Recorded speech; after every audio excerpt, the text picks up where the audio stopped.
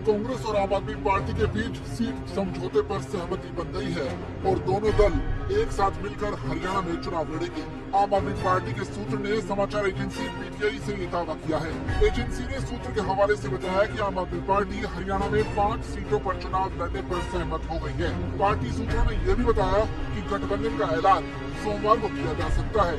आम आदमी पार्टी के एक सूत्र ने एजेंसी से कहा कि कांग्रेस के दीपक बाबरिया और आप नेता राघव चड्ढा के बीच बातचीत सकारात्मक दिशा में आगे बढ़ रही है। संभावना है कि कल तक गठबंधन को अंतिम रूप दिया जा सकता है।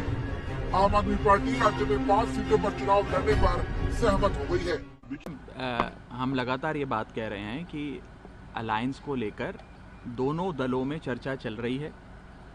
बहुत ही अच्छे वातावरण में चर्चा चल रही है और दोनों दलों का ये प्रयास है कि तमाम जो एस्पिरेशंस होती हैं, महत्वाकांक्षाएं होती हैं एक राजनीतिक दल की, प्रत्याशियों की, उनको दरकिनार करते हुए एकजुट होकर मजबूती से हरियाणा के हित में और हरियाणा के लोगों की मांग के अनुसार मिलकर चुनाव लड़ा जाए।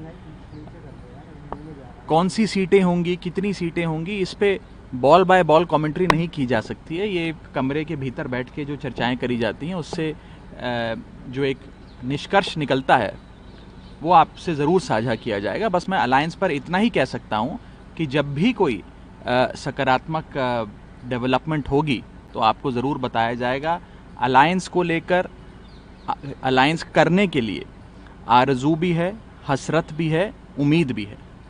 इससे पहले दिन में आम आदमी पार्टी के राज्यसभा सांसद राघव चड्ढा ने कहा कि कांग्रेस और उनकी पार्टी दोनों अपनी व्यक्तिगत आकांक्षाओं को किनारे रखकर हरियाणा चुनाव के लिए गठबंधन बनाने की कोशिश कर रही है। वहीं इस गठबंधन को लेकर हरियाणा के पूर्व मुख्यमंत्री मनोहर लाल खट्टर ने कहा कि कांग्रेस ने पहले से ही हरियाणा में हार मानी है। वो मैंने पहले आपके आने से पहले सारी विषय बताया है कि इस गठबंधन के नाते से जैसे विचार उनके मन में आया तो साफ ये पता लग रहा है, आपको भी पता लग रहा है, हमको भी पता लग रहा है कि वो अपनी हार मान चुके हैं। अगर वो हार न मानते तो इस प्रकार के गठबंधनों की बातें क्यों करते।